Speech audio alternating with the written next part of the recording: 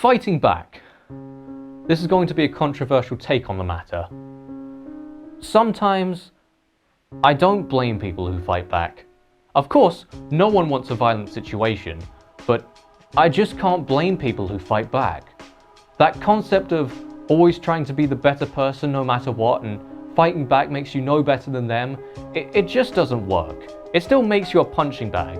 And besides, a taste of their own medicine has been known to be quite effective. But of course, fighting back should only be used as a last resort. Everyone has their limits. Sometimes people are triggered easily and they're simply declared short-tempered, but others go through months, maybe years of torment before finally snapping. If you know you're treating someone badly, you just stop. Those who claim they didn't know they were hurting when the victim finally snaps, they're just lying. No one is that ignorant.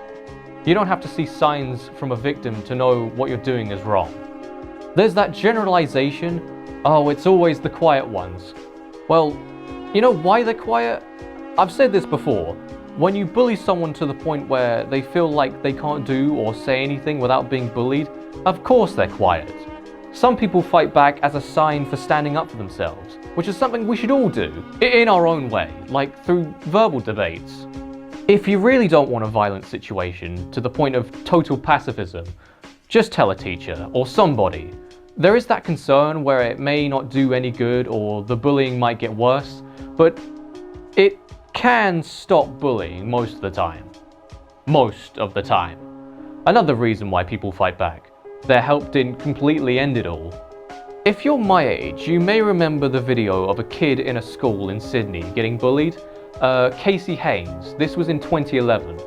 He fought back and became an internet sensation. He stood up for himself.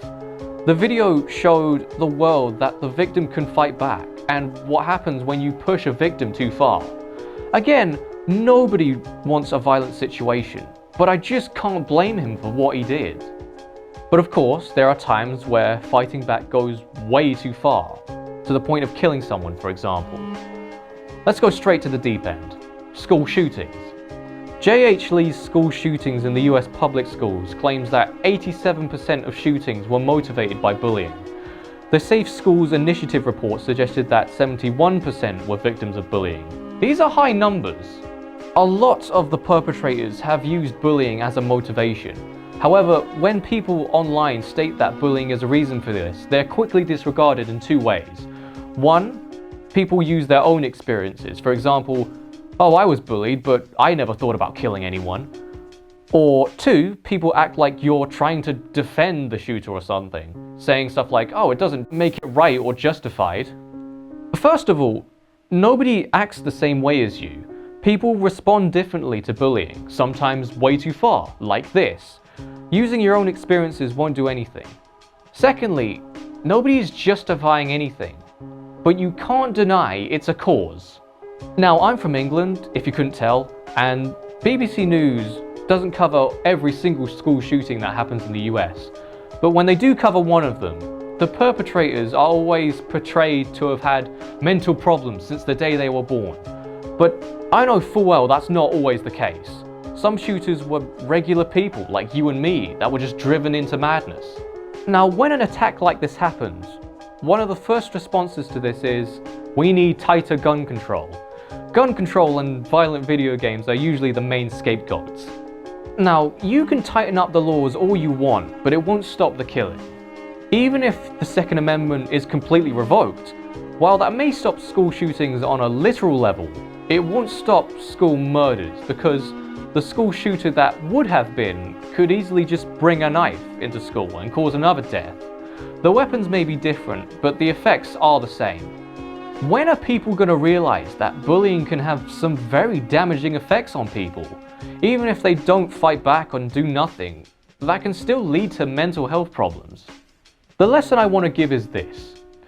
People need to think twice on how they react to people. The violent, fatal, and long-term effects of bullying need to be highlighted a lot more. Plus, you probably don't know what people are going through if their life is bad enough for more than just bullying. Your actions may come to haunt you one day. What goes around comes around, as they say. This may sound a bit much, but if you want to go the extra mile, learn a martial art or something, or boxing. If you're in a bad situation where you feel like you have no choice but to fight back, at least you'll feel prepared. But of course, only use this as a last resort. I'm not encouraging you to locate your bullies and challenge them to a fight. If you fight back and you end up getting just as punished as the bully or more, talk back to your peers really loudly and tell them how it really is. As I said, the concept of always trying to be the better person no matter what and fighting back makes you no better than them, it just doesn't work. Or, of course, if you have no intention of fighting back, just tell a teacher. Even if it doesn't stop the bullying, just keep telling teachers. That's all I have to say, really.